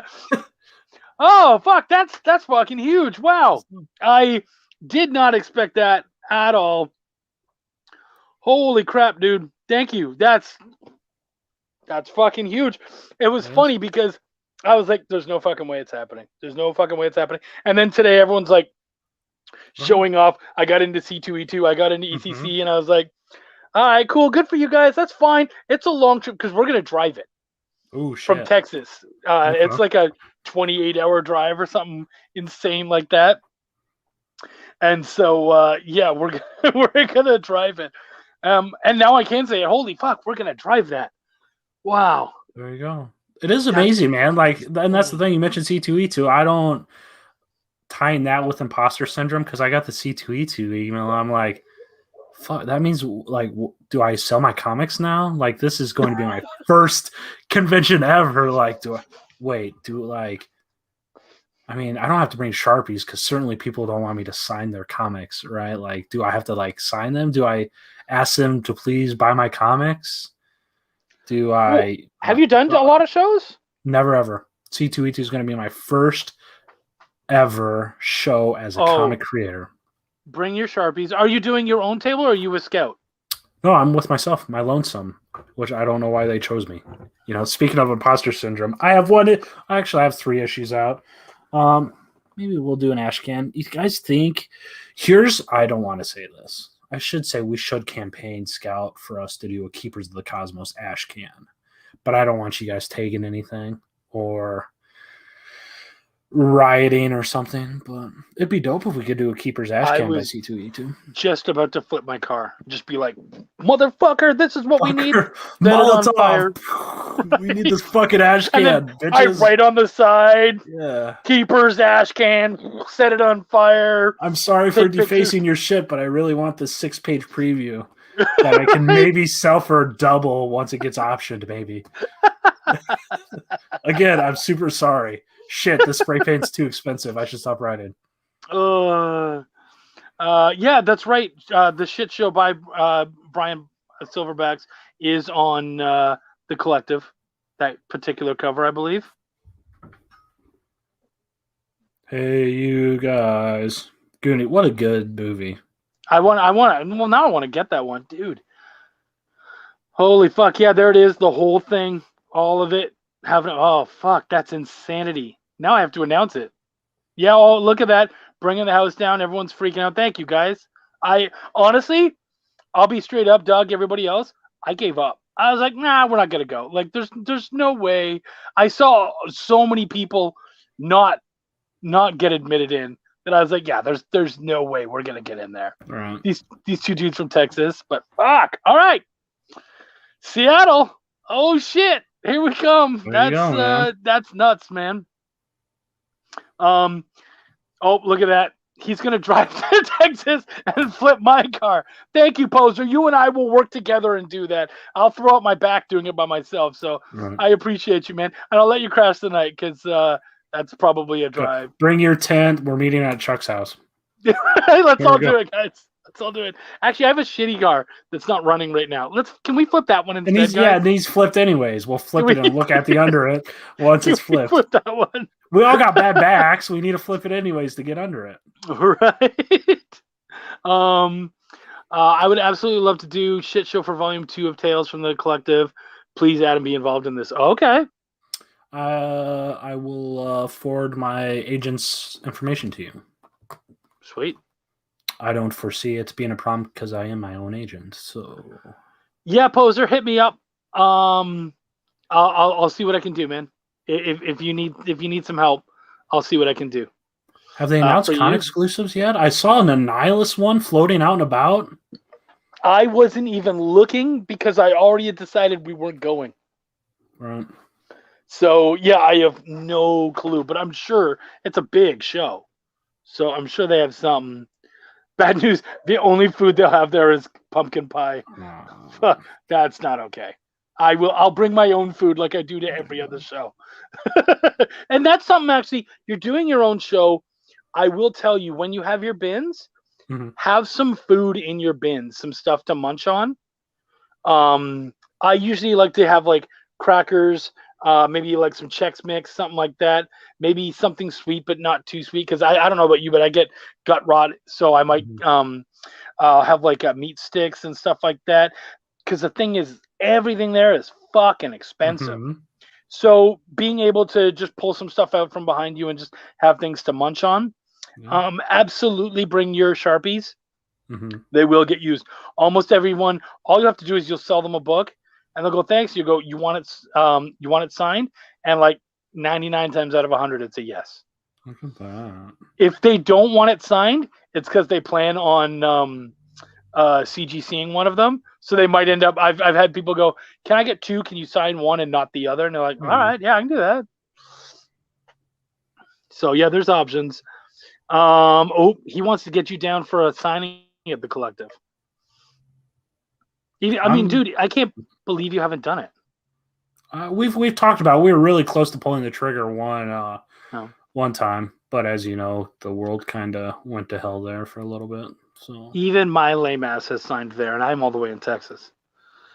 That was a drive. What's far? Come on, Iowa's further than Texas. It's what was it? It was a 19-hour drive. Oh shit, was it? Yeah, man. Yeah, that might be 19 from Iowa. It's fucking 4 hours just to get out of the state. Oof. We're in the center. Yeah. And that's getting out one way. If I want to get out of the state through the north, it's 8 hours. Oof. Yeah. Big Friday Night Lights fan or not? Not so much. Well, 19 hours. Look at that from Iowa. 19 hours. Well, it's a drive, man. Have a partner like I have my wife who switched out with me, and yeah, we were able to do it straight. What's going on? I want a keeper's ash can. Oh yeah, we did that already. You'll need a variant cover for Belial. Yeah, I've got your bullet. You know what I'll do, Steph, is I'll just take your variant and stamp ECCC artist variant. I'll just put a stamp on it and do some more. Poser back to Collective. Yay! Thank you. Yeah, all those pieces are never before seen pieces. Who is it? Yeah, we got Capable. We've got Voodoo Nations. We've got Voodoo Nations. We've got Wendy's Viscarian Tales, and then we have David Galliano from Savage Bastards, who did his new book that he's trying to get out there. Oh my gosh, A Final Growth, which I was brought on to edit the first issue, and it's fucking phenomenal. It's like a 1980s version of The Last of Us, I will say. Yeah, it's such a good fucking book. I love that book. I'm salivating for that to happen because I just want to go and make that fucking thing happen. Like, we already got the first issue edited and stuff, and I'm ready to see how it ends. I'm so excited. Hydrate. I feel like I have sunburn after a long day. And yeah, that's right. I'll bring bottle. Yeah, they'll usually have like lots of bottles and water, but yeah, make sure to stay hydrated when you're at a convention as much as possible, because those lights do get they get to you. We almost booked him a flight. Yeah, that's good. Oh, they're saying let's try to get you down for the big October signing. The big. Yeah, they have a big one coming up soon. Final growth is amazing. Yep. And thank you so much. That means the world to us. I just saw that come in. I was shocked. Yeah, man. Yeah, it's been terrific. We've had so many actually lots of ups tonight. We got to talk about so much cool shit. Food. Now, so your day job though. Mm-hmm. I want to get into that a little bit. We haven't been able to break in. You still have time, right? I have all the time in the world, man. Oh, that's great. I'm having a blast with you, homie. Let's do it. Let's go. How much? Let's salute, man. I should have brought the fireball in the room. We'll do another one. Yeah. So yeah. Your day job. First off, how the fuck do you get that? I asked really nicely. Is that really how it went down? I applied for it. I said, please hire me so I can actually have some money. No, so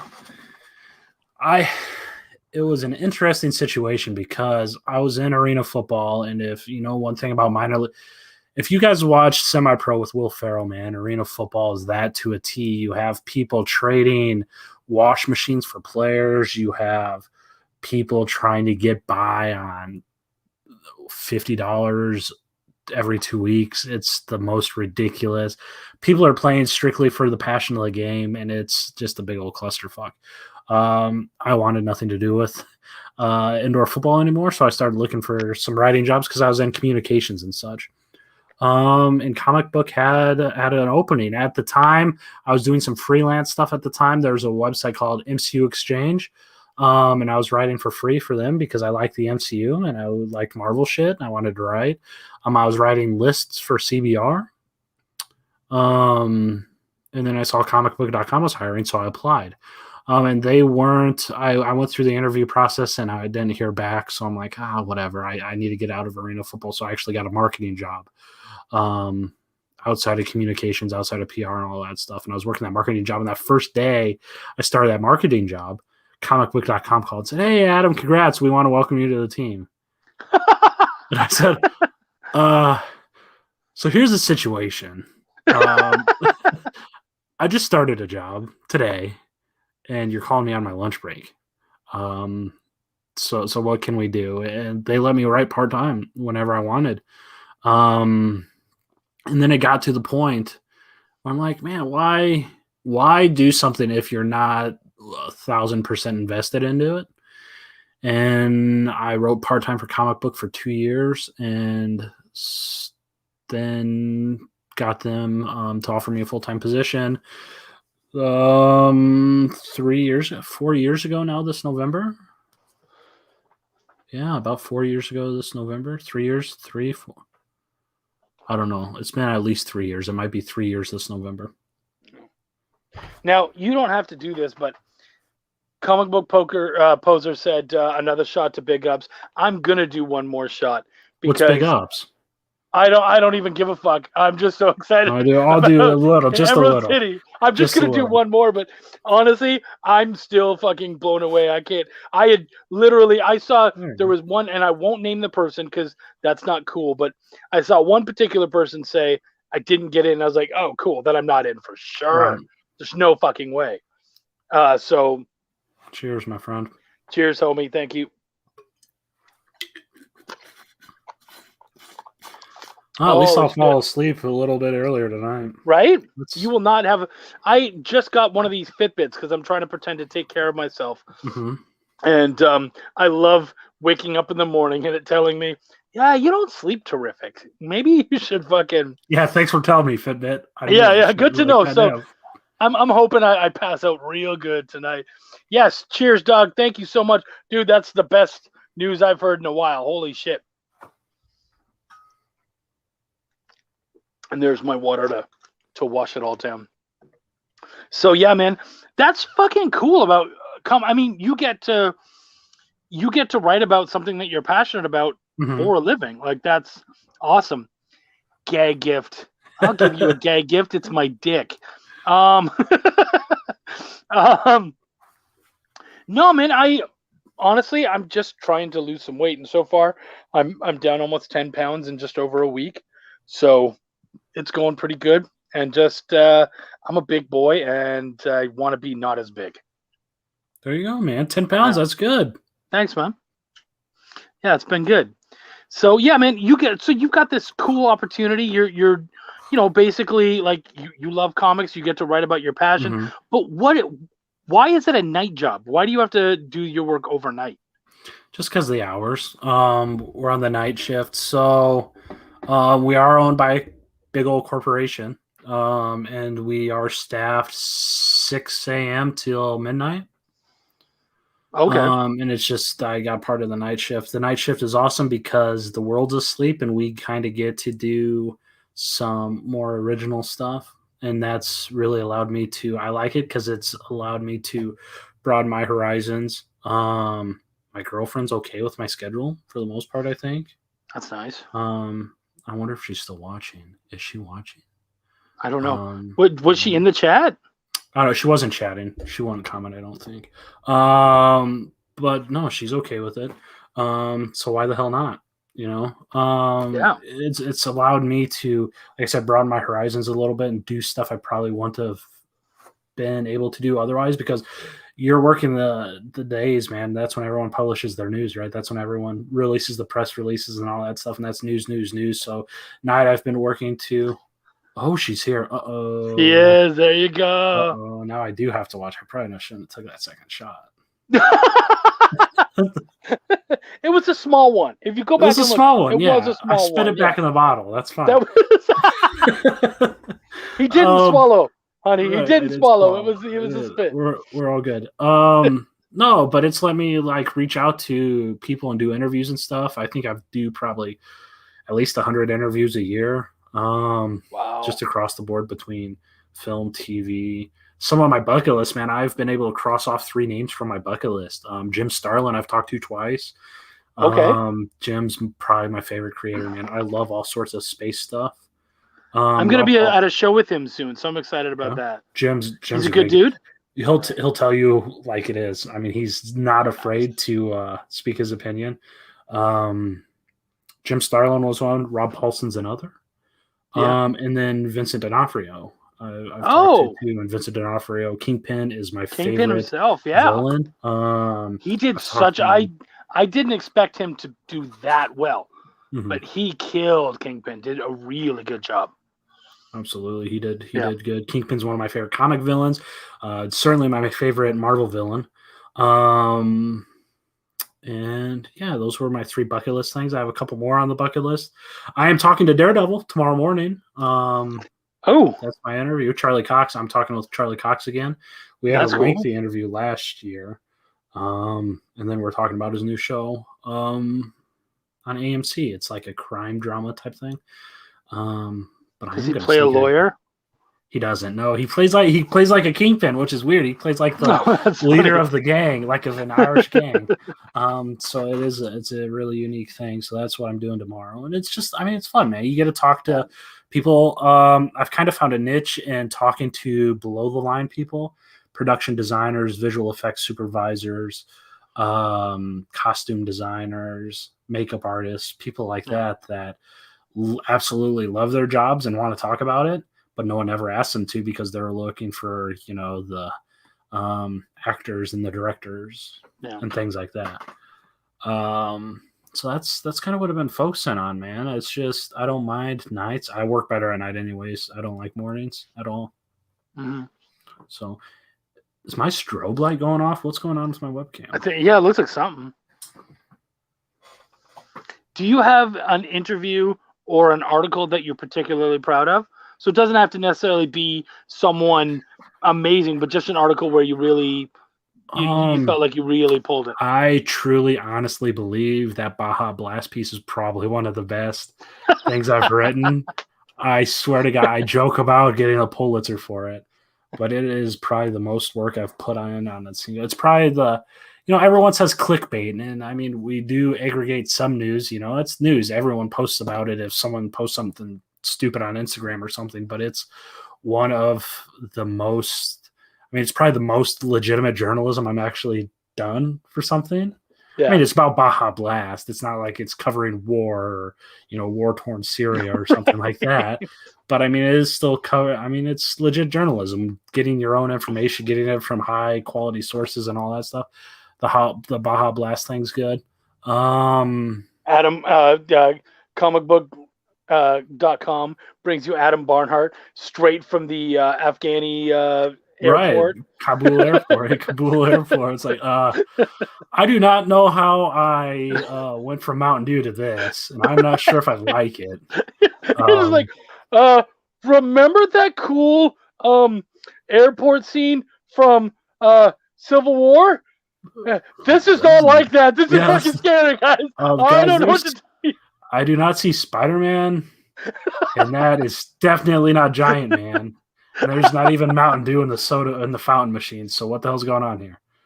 And if that's Iron Man, he got big. Yeah, exactly. So no, that piece, my D'Onofrio interview, you can see that in full.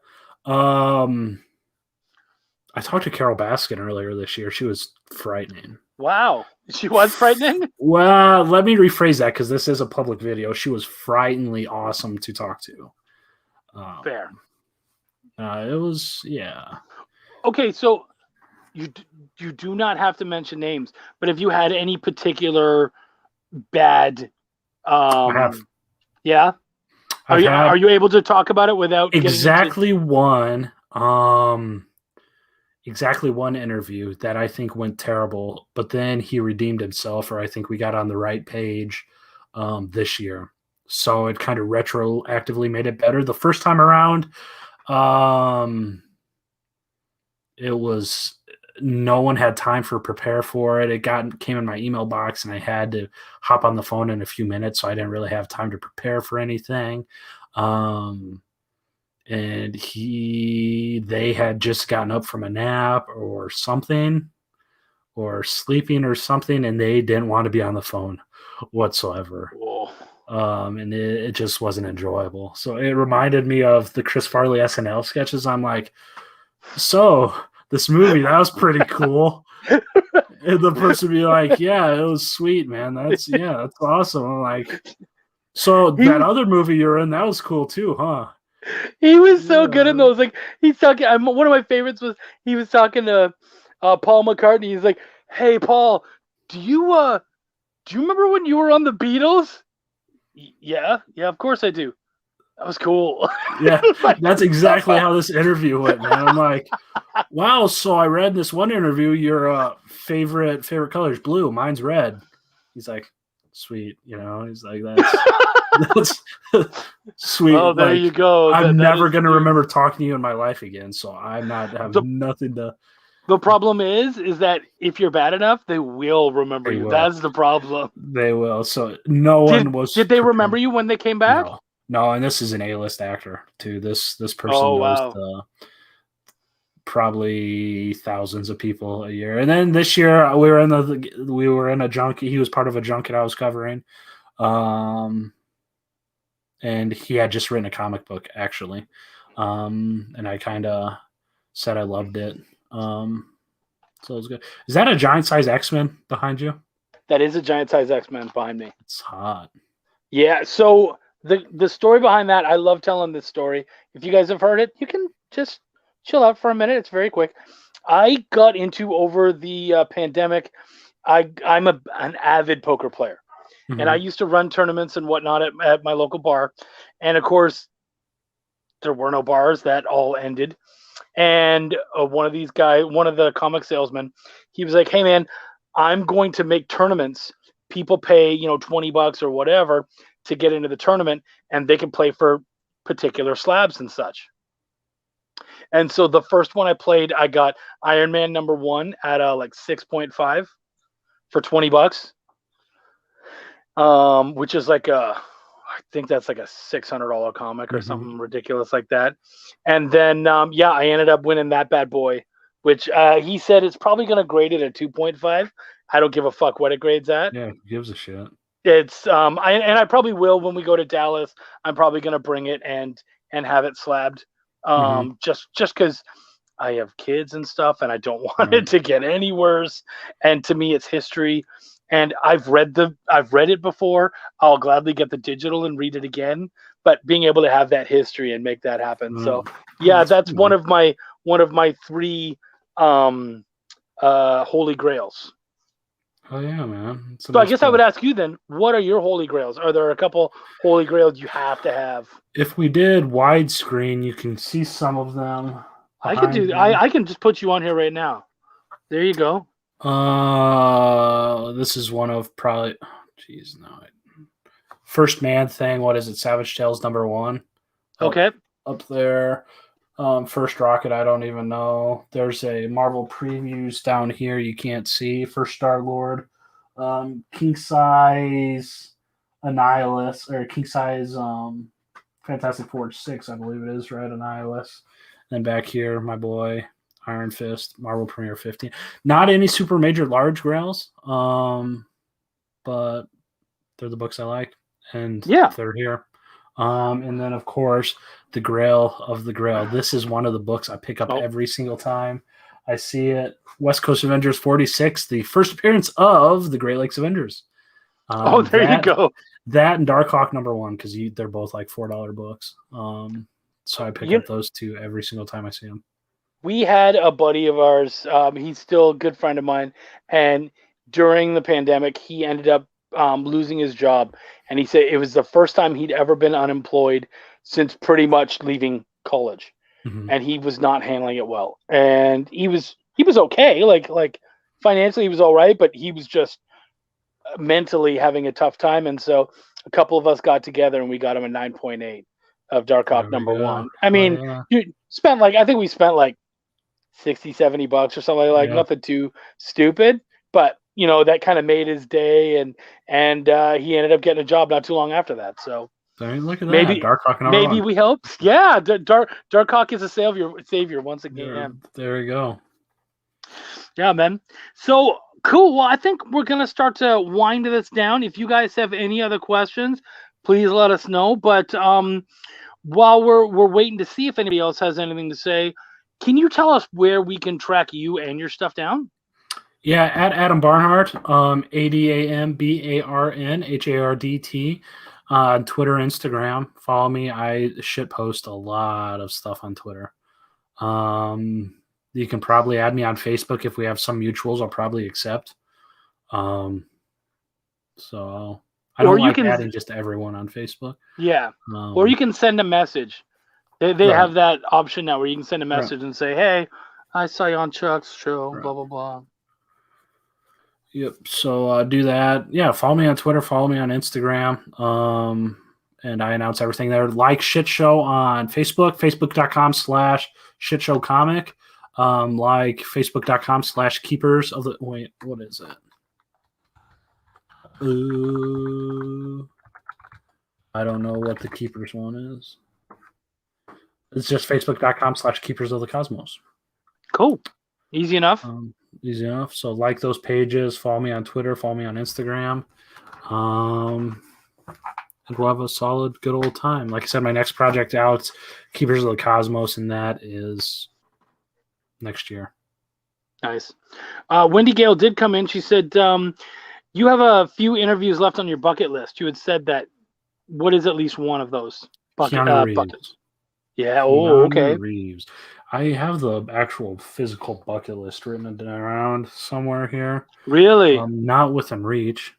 Unfortunately, I usually keep it on my computer as a daily, what do you call it? Daily aspirations or something. Keanu Reeves, Taika Waititi. I was this close to getting Taika too, man. I was this close. And then his assistant got fired, and she was my only contact. So she probably got fired because I kept annoying him. So Keanu, Taika Waititi, James Gunn of Guardians of the Galaxy and the Suicide Squad fame. Kevin Feige, of course, the Marvel Studios overlord.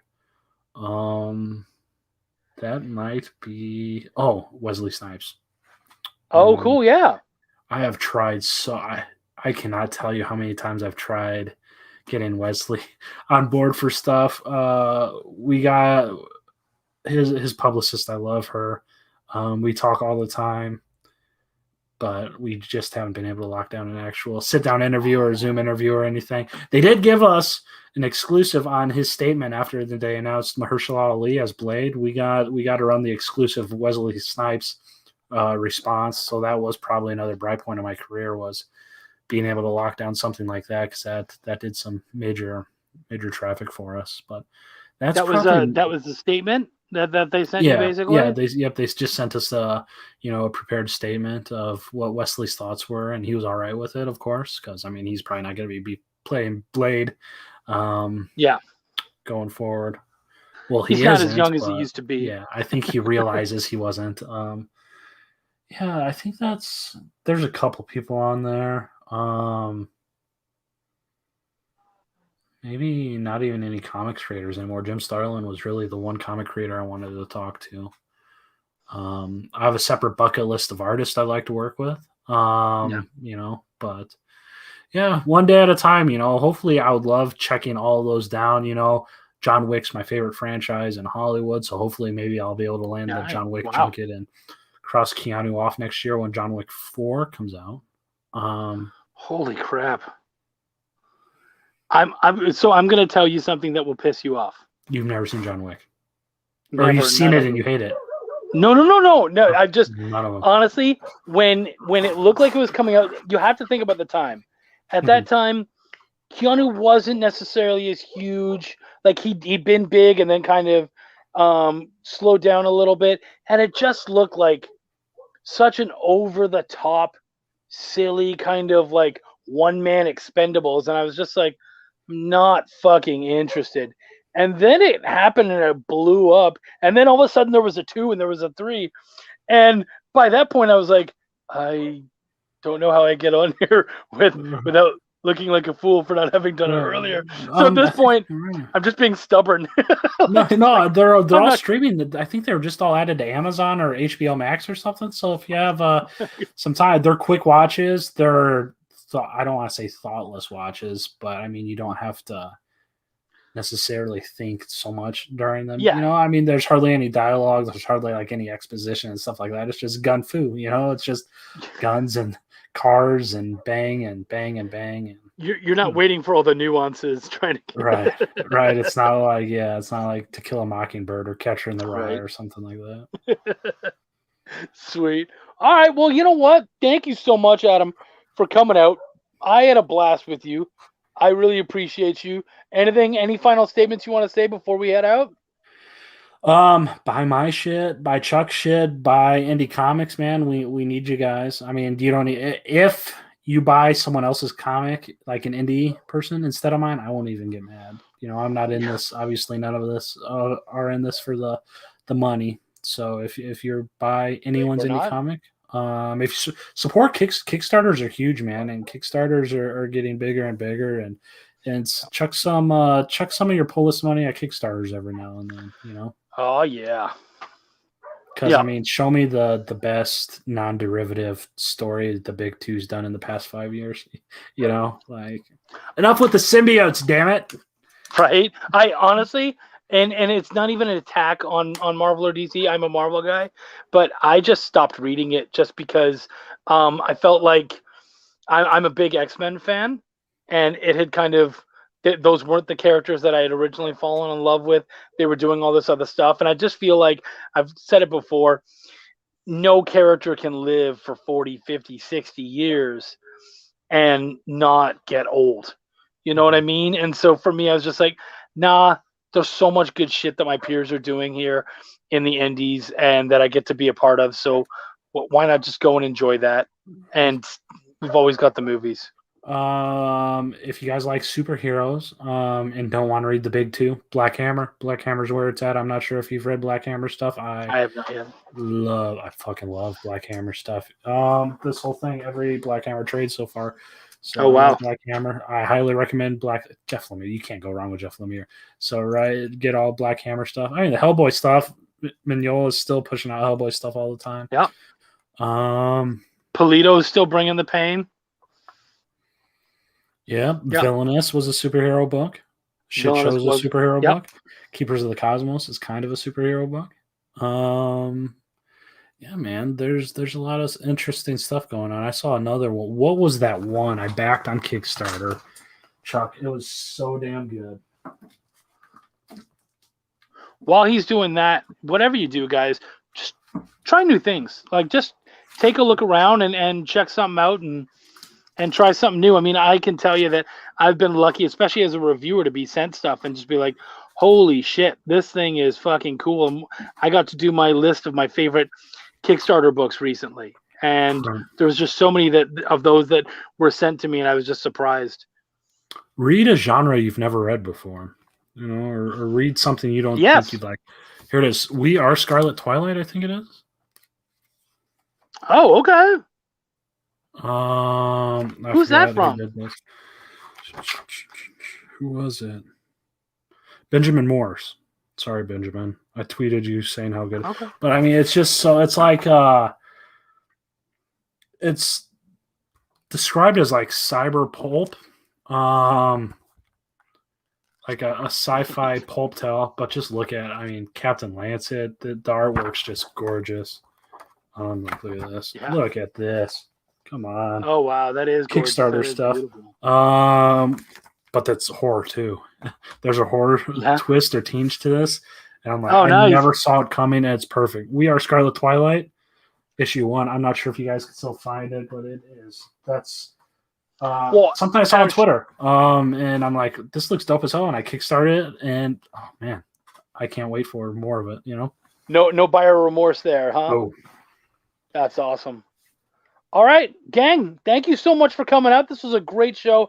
Adam, I really appreciate you being here. I had a great time. Likewise. Thanks for having me, Chuck. Guys, thank you so much for coming out. We have another great show next week. I was having such a good fucking time with Adam. I didn't even look to see who's on next week. But no matter what, it's going to be fucking awesome. It's going to be great. I think it might be Russell Nolte. Not 100% sure, but it is going to be good. We're, always going for some great indie guests and just really anyone. And now Poser and I are going to sit down and talk and hammer something out. So hopefully we have him on soon. So thank you so much, everybody. My name is Chuck. I give a fuck. Take care of yourself, guys. It's amazing.